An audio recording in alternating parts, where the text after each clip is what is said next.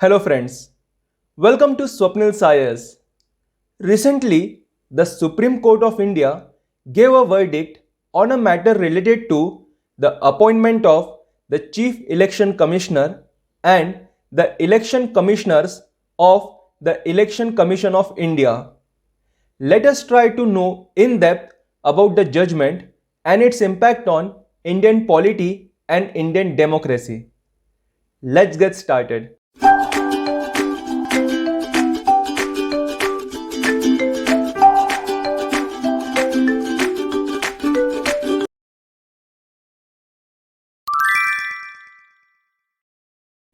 The Indian Constitution under Article 324 provides for Election Commission of India as a permanent and independent body to conduct free and fair elections in the country. It is entrusted with the responsibility to conduct elections for the Parliament, state legislatures, the office of the President and Vice President of India.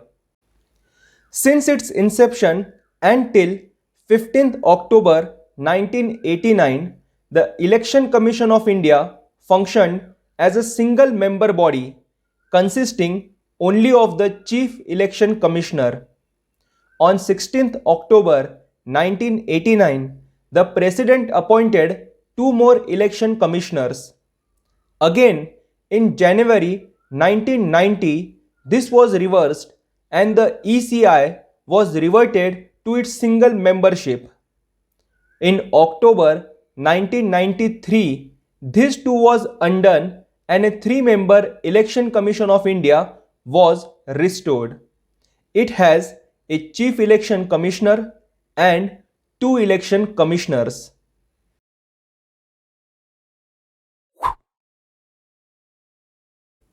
The Chief Election Commissioner and the election commissioners are appointed by the President of India, who must act on the advice of the Prime Minister. The Constitution has not prescribed any qualification for either the Chief Election Commissioner or the election commissioners. Thus, any person that the government may deem fit can be appointed to the Election Commission of India. There is also no bar on the reappointment by the government. The CEC and ECs have equal powers and receive equal salary, allowances, and other perquisites which are similar to a Supreme Court judge. The decisions in the Election Commission of India are taken by majority. That is, if two out of these three members agree to something, then the decision is said to be endorsed by the ECI and implemented. Though it seems that the designations of Chief Election Commissioner and Election Commissioner are same, there are several differences, such as the Chief Election Commissioner is provided with security of tenure in the sense that he cannot be removed from his office except in manner and on same grounds as a judge of the Supreme Court.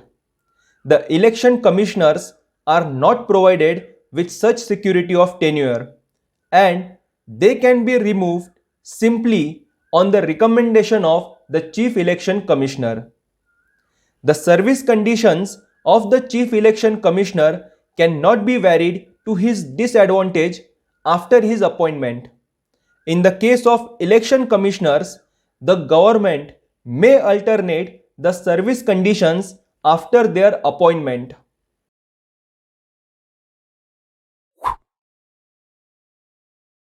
Though the Constitution provides for the ECI the powers of superintendence, direction, and control of elections, it does not provide the manner for selection of its members.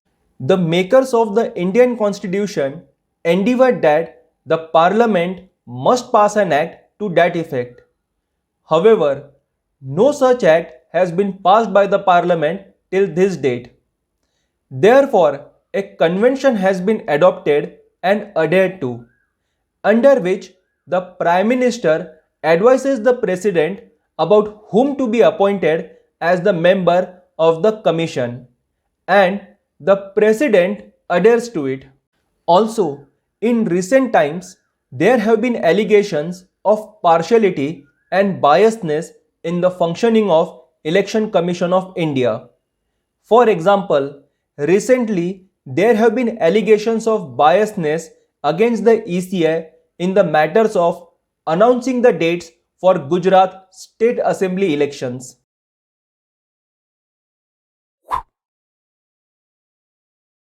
In 2015, a public interest litigation (PIL) was filed by Anup Baranwal, challenging the constitutional validity of the existing practice in the appointment of the members of ECI.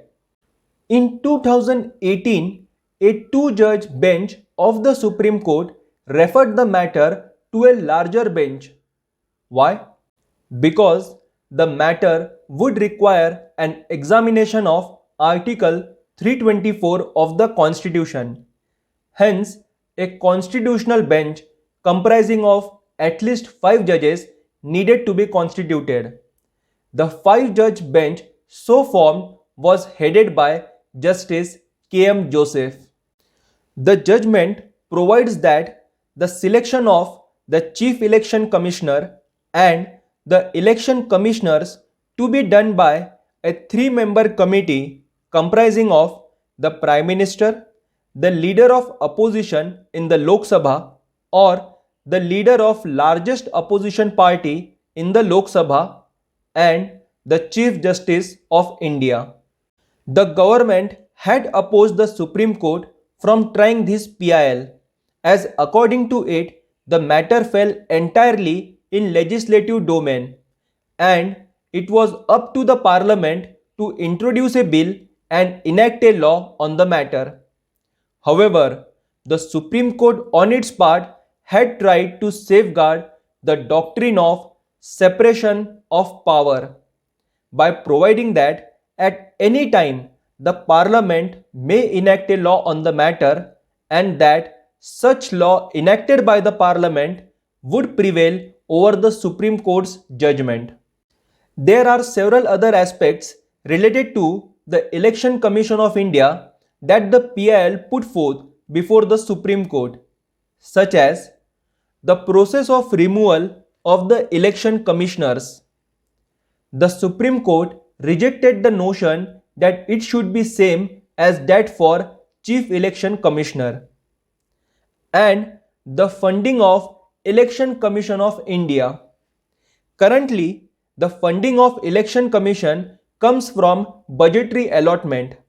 The petitioner wanted that, like most other constitutional bodies, the Election Commission of India must also receive funds by means of charge expenditure on the Consolidated Fund of India. The Supreme Court, in its judgment, expressed its approval for the notion, but did not issue any direction to the government on this.